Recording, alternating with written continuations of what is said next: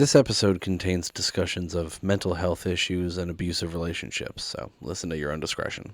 It is Sunday, the 2nd of June, 2024. My name is Pigeon Rose, and this is my Song of the Day.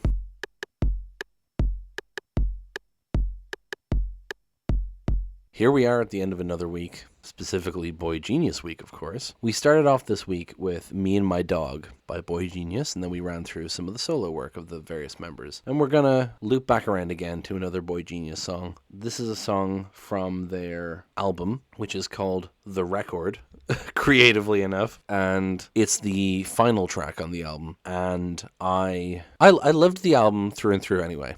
It's a great album. One of my favorite albums. Probably my favorite album of last year. Probably. Because I've talked before here about how important track listing is, track ordering. And sometimes I love an album, but it doesn't stick the landing. Like I would have picked a different song for the last song or something, or just kind of ends on a meh. But this song got me at the end. It really just hit me. And there's a specific reason for that, which we're going to discuss after you've listened to it, but I don't really want to spoil the surprise. But this is just the perfect song to end the album with. And since boygenius are on hiatus again, God knows when they'll do more music. So if on the off chance this is their last recording together, it's a perfect bookend. It's a perfect ending to their album, to their career. I doubt it will be, but you'll understand what I mean. So we're going to listen to it now and then come back in a few minutes and talk about it.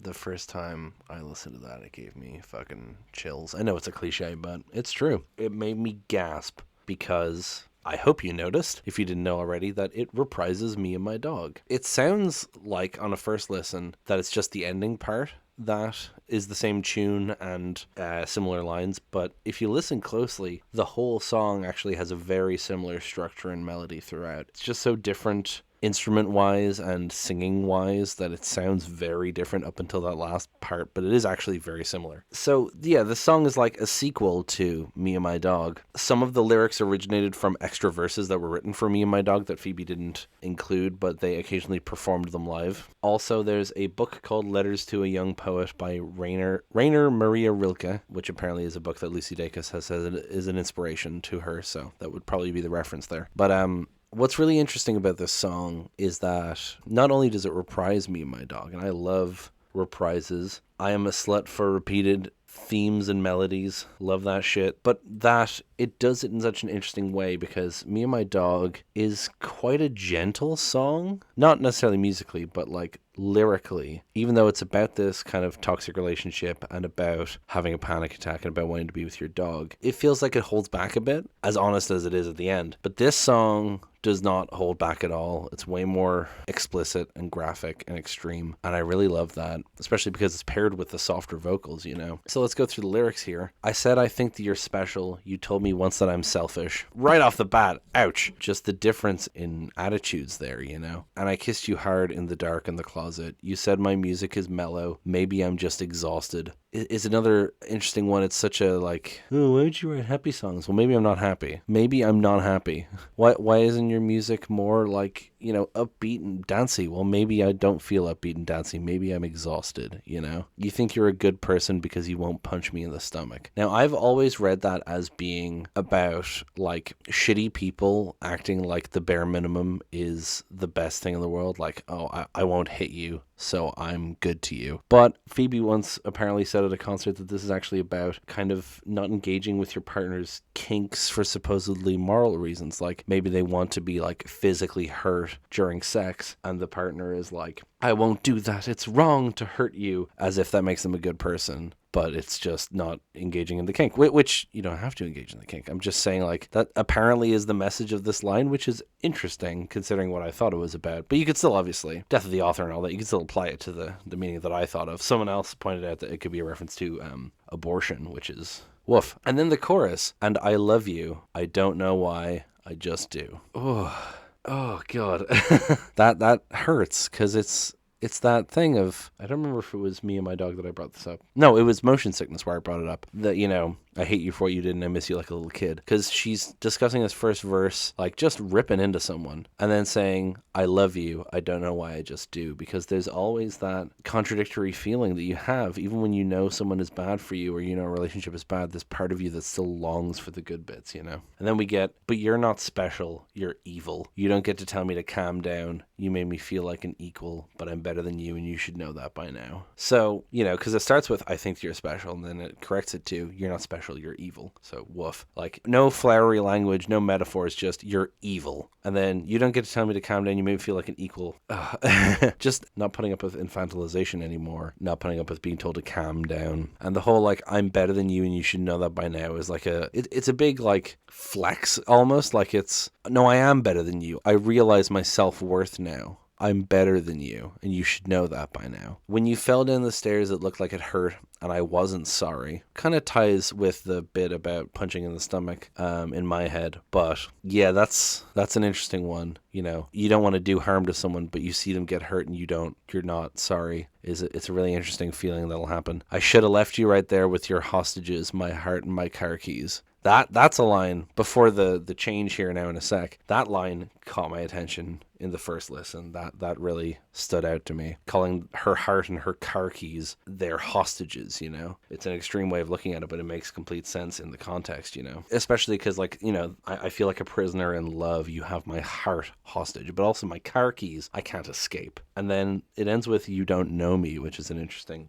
end to it there. But just like, again, about this, like, you don't know me, you should know that I'm better than you. Like, there's so much you don't understand. And then we get that change. I want to be happy.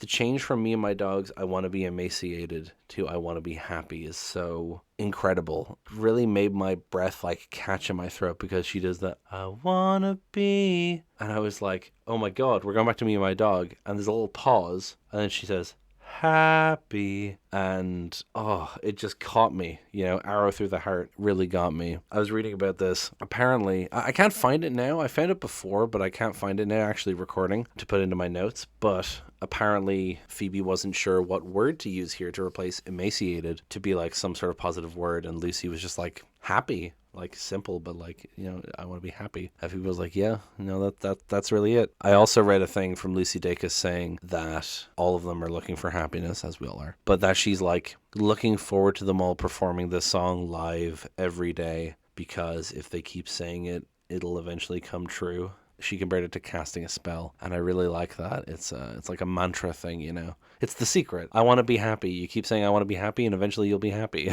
It's a really sweet sentiment. And then we get, I'm ready to walk into my room without looking for you, which is referencing, I want to hear one song without thinking of you. So again, that's progression from the previous thing. It's, I want to hear one song without thinking of you. I'm ready to walk into my room without looking for you. I'm ready. It's not I want to. Like, I'm at the stage where I can do this now, you know? And then finally we get, I'll go up to the top of our building and remember my dog when I see the full moon. So as I mentioned, Phoebe's dog in the interim between these recordings passed, and there's just a little tribute to him again. I remember my dog when I see the full moon. Very sweet. And then it ends with, I can't feel it yet, but I am waiting, instead of I dream about it and I wake up falling. And so what I find really interesting about the dichotomy of these two songs is it's not a one-to-one progression of like, this one's sad, this one's happy. This song is not happy, but it's character development, it's progress, you know? It's not, I'm finally free, I'm happy without you. It's, I want to be happy, I'm ready to walk into my room without looking for you. I'll go up to the top of our building and remember my dog when I see the full moon. Like, it's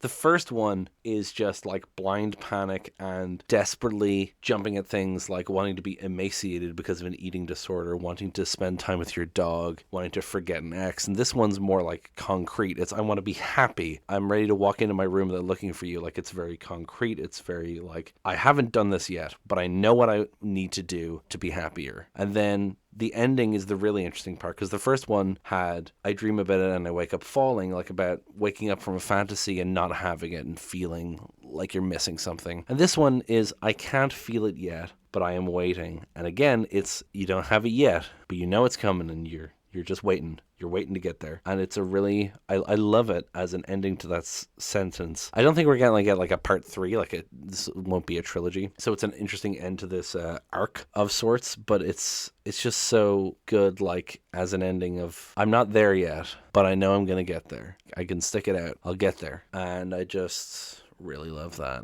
Oh yes, the other thing, something that's really interesting is that one of the reasons they revisited Me and My Dog and its themes is because performing it at Brooklyn Steel, which is like a concert, I think all of it might be on YouTube, if not most of it. I've certainly watched the performance of Me and My Dog at Brooklyn Steel, but apparently like them performing it there and the house lights going up is like a core memory for the three of them. That's so integral to what they are as a band. And so at the end, when they're saying I am waiting and they like draw it out and you hear other noise come in, other voices, that's the crowd noise from that concert. That's the crowd making noise at the end of Me and My Dog at Brooklyn Steel. And I really like that. I love when bands include crowd noise in interesting ways. Like, there's an Elbow song. I don't know if I'll do a whole episode about it, but there's a song called Grace Under Pressure, and they got a Glastonbury crowd to do the chant that ended up on the record. So the song wasn't even out yet, but they got the whole crowd going, "We still believe in love, so fuck you."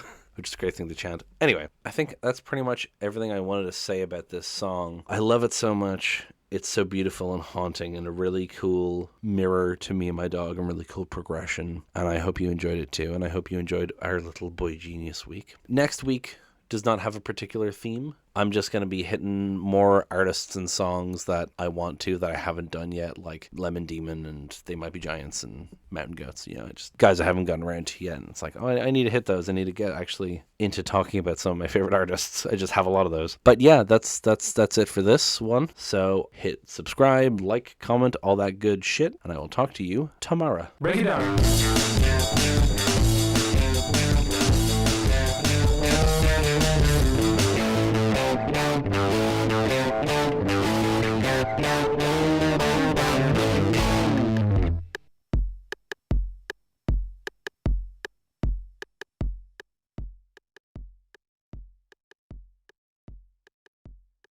And I hope you enjoyed it too. And I hope you enjoyed our little Boy Genius week. You scared the bejeenius out of me.